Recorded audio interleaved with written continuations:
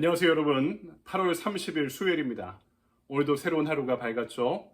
주님과 동행하는 하루 한 말씀, 오늘도 우리에게 주신 말씀 묵상하면서 하루를 힘차게 함께 시작할까요?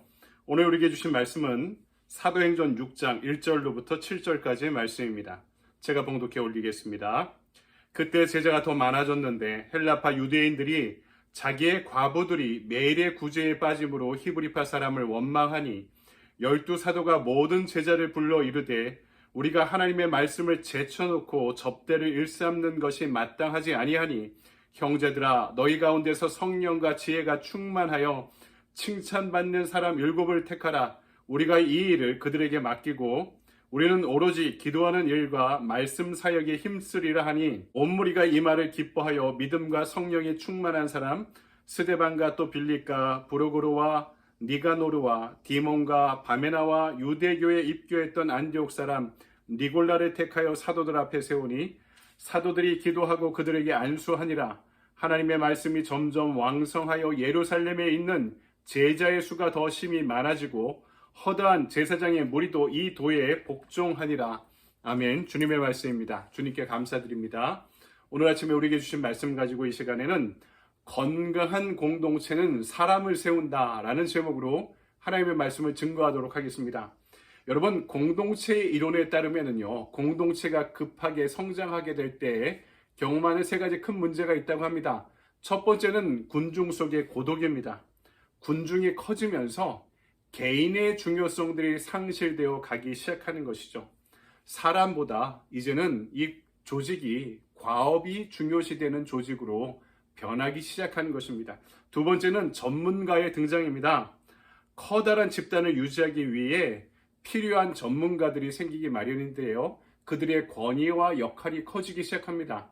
여러분, 초대교회에 원래는 성직자와 평신도의 구분이 있지 않습니다.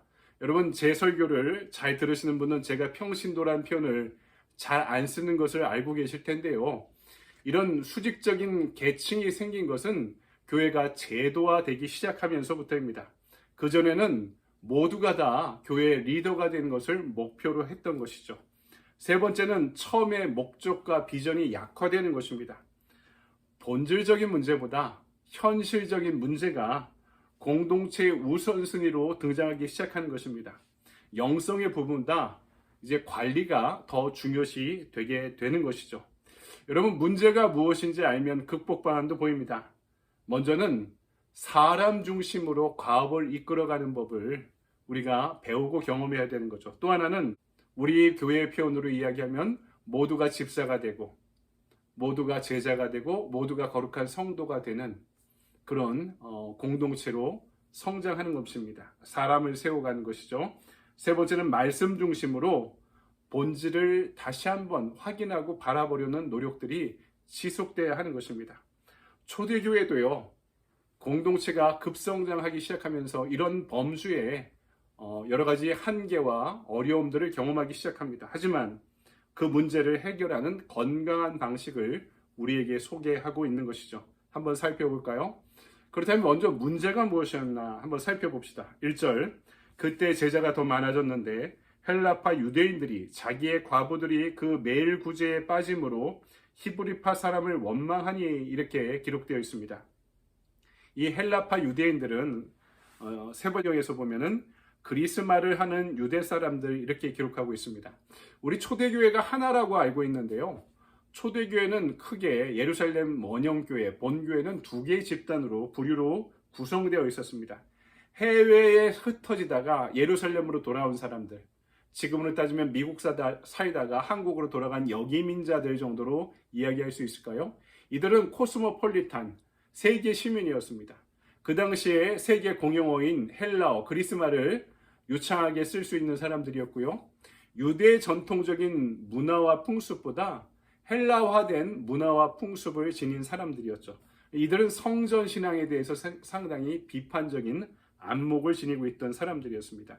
또 하나는 원래부터 이 예루살렘에 유대에 거주하고 있던 사람들, 히브리어와 아람어를 공용어로 사용하는 사람들, 이 중에 주류는요, 이런 히브리파 유대인들이었고요. 이 모임이 지속되면서 이 안에서 헬라파 유대인들, 그들이 소외되어 가기 시작했던 것입니다. 원래 가난한 이들에 대한 구제를요, 유대교 전통에선 매우 중요시 여겼습니다. 이것을 쿠파라고 불렀는데요. 바구니란 뜻입니다. 매주 금요일마다 오전에 성전에서 이 음식을 먹는 바구니들을 만들어서 가난한 사람들을 구제하는 데 사용되었던 것입니다. 근데 이 초대교회에서는요, 이 쿠파를 단순한 구제 활동으로 받아들이지 않고요, 일주일에 한 번 이루어지는 활동으로 삼지 않고요, 매일매일 가정교회에서 모이는 식탁의 교제로 발전시켜 왔음을 알 수 있습니다. 예수님께서도 오병이어 기적을 베푸셨죠. 최후의 만찬, 성만찬을 베푸셨죠. 이것이 유대교가 지니고 있던 이 쿠파의 전통이, 도네이션의 전통이 영적인 교제로 발전해야 된다는 예수님의 비전과 철학을 초대교회가 받아서 진행시키고 있었던 그런 상황이었던 것이죠. 그러니까 단순히 봉사활동이 아니라 아주 중요한 영적 교제로 식사 모임을 삼고 있었던 모양입니다. 그런데 이런 식탁 교제와 봉사에서 비주류인 성도들이 어느 순간부터 제외되기 시작한 것입니다. 여러분, 교회가 집단이 조금씩 커지기 시작하면 이런 일들이 빈번하게 일어납니다. 제 생각에는 사도들과 히브리파 사람들이 일부러 이들을 배제하려고 하지는 않았을 것입니다. 다만 친한 사람들끼리 모이다 보니까 안 친한 사람들, 처음 교회에 나온 사람들이, 주류가 아닌 사람들이 배제되어 가기 시작한 것이죠. 자연스럽게 그렇게 된 것입니다. 교회도 마찬가지죠. 끼리끼리 친한 사람들끼리 모이면 그것은 좋은데요. 그렇다면 이 사람들과 친하지 않은 사람들, 교회에 새로 나온 사람들은요, 그런 의도를 지니고 이 사람들이, 친한 사람들이 모이지 않는데도 불구하고, 우리를 환대하지 않는구나, 우리를 밀어내는구나, 우리를 반기지 않는구나 하고 오해하면서 소외감을 느끼기 시작하는 것입니다. 그러니까 보다 근본적인 문제는 무엇이냐? 우린 두 귀를 지녔잖아요. 한쪽으로는 하나님의 소리를 들을 줄 알아야 되고, 또 한쪽으로는 이 땅의 소리를 들을 줄 알아야 됩니다. 그런데 그들이 하나님의 소리를 들으려고 노력했는데 공동체 안에 소외된 사람들의 소리를 들으려 하지 못했던 것이죠. 그래서 초대교회의 이런 아픔들을, 한계를 경험했던 요한 사도는 요한일서 4장 20절에서 이렇게 말씀합니다. 보는 바 그 형제를 사랑치 아니하는 자가 보지 못하는 바 하나님을 사랑할 수 없느니라. 아주 중요한 원리를, 영적인 원리를 알려주고 있는 것이죠. 하나님의 사랑과 이웃 사랑이 함께하는 것이 십자가의 정신이고 복음이고, 그것이 교회를 세워가는 원리가 되어야 된다라는 것을 다시 한번 분명하게 확인해주고 계신 것입니다. 공동체 내에서 계층 간의 갈등이 생긴 데에는 사도들의 문제가 큰 몫을 차지했습니다. 교회가 급성장하는데 모든 사역이 사도들에게 집중되어 있었던 모양입니다. 말씀을 연구하고 선포하고 가르쳐야 되는 말씀 사역을 집중해야 되는 사도들이 식탁 봉사에, 교회 관리에 그들의 큰 에너지를 쏟다 보니까 다 사람들을 돌아볼 겨를이 없었던 것입니다. 설교하고 성경 공부하고 가르치는 일에 소홀해지다 보니까 한마디로 이 제도를 관리하는 일에 대부분의 시간을 쏟을 수밖에 없었던 것입니다. 이 시대에도 마찬가지입니다. 교회가 부흥할수록 목회자들에게 요구되는 상이 있습니다. 관리에 능숙한 사람들을 원하고 있는 것이죠. 참 중요하고 필요한 일은 분명합니다. 그런데 오늘 말씀은 교회의 리더들에게 더욱더 본질적으로 우선순위로 요구되는 그 무엇이 있다는 것을 분명하게 가르쳐주고 있죠. 그것은 하나님의 말씀을 묵상하고 연구하고 기도하는 것입니다. 말씀이 무엇인가를 연구하고 그 말씀 붙잡고 기도하고 그 말씀을 선포하고 가르치는 일이라는 것입니다. 여러분, 문제가 생길수록 본질로 돌아가야 됩니다. 목회뿐 아니라 신앙생활의 전반도 마찬가지고 우리 결혼생활, 학업, 직장생활도 마찬가지입니다. 본질로, 원래의 비전으로 돌아갈 줄 알아야 됩니다. 제자들은요, 이 위기 가운데 다시 근원으로, 본질로 돌아가기를 선택했습니다. 우리가 하나님의 말씀을 제쳐놓고 접대를 일삼는 것이 마땅치 아니하니 우리는 오로지 기도하는 일과 말씀 사역에 힘쓰리라 라고 결정하고 선택하게 되었던 거죠. 이것을 또 초대교회 성도들이 옳게 여겼다, 이렇게 기록하고 있습니다. 그러니까 식탁 교제와 행정을 위한 새로운 리더들을 세우자고 제안한 것이고, 초대교회 성도들이 이것을 받아 아는 것이죠. 자, 두 번째로, 그렇다면 이것을 어떻게 갈등을 해결해 갈까요? 리더를 선출하고 또 셀을, 그룹을 번식시켜가는 방식으로 이들은 이 갈등을 해결해 왔습니다. 사도들이 제안한 문제의 해결 방식은 오늘 우리가 하고자 하는 것들입니다. 그것은 바로 사람을 세우는 것, 리더를 세우는 것, 우리의 셀을 번식시키는 것입니다. 헬라파 성도들이 소외되니까 이제 그 헬라파를 몇 개의 그룹으로 나눴습니다. 그리고 그 중에 7명의 지도자를 선출했던 것이죠. 아마도 제 개인적인 판단으로는 아주 크게 7개의 셀을 만들지 않았을까라고 생각해 보게 됩니다.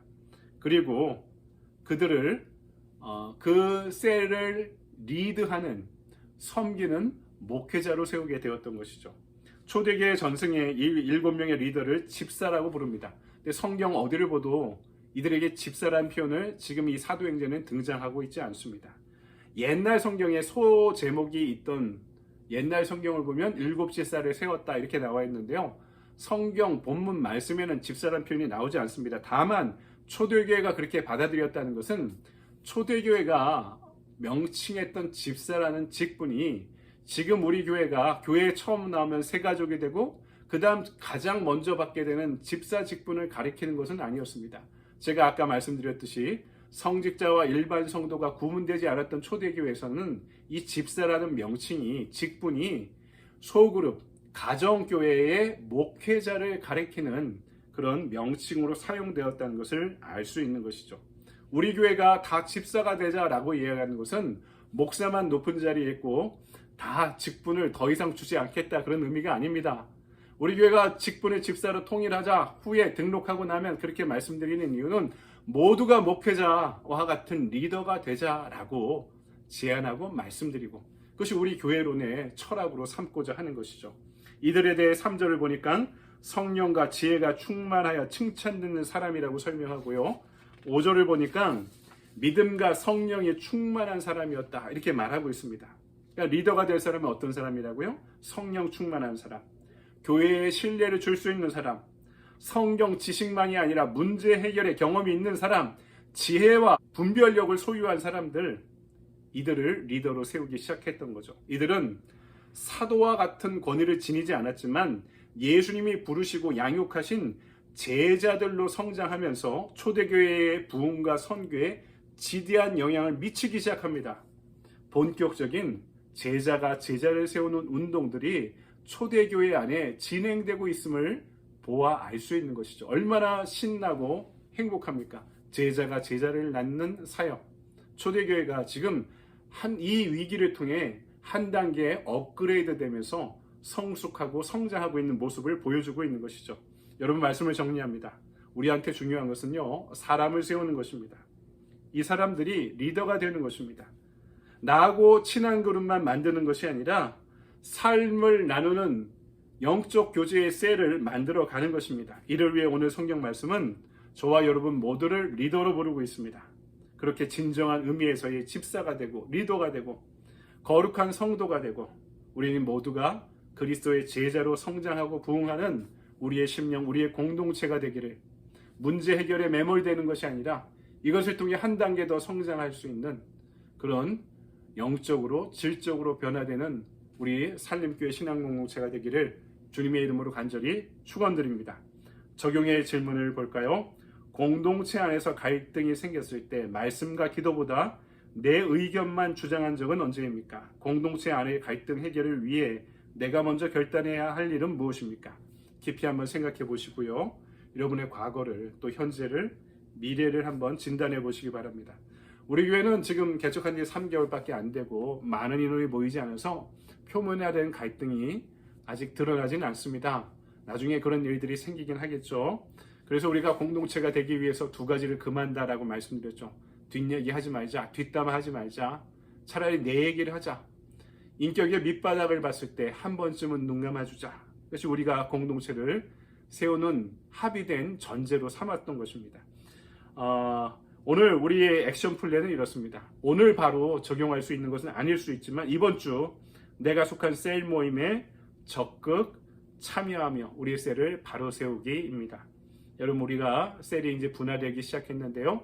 교회가 부흥하고 성장하고 있습니다.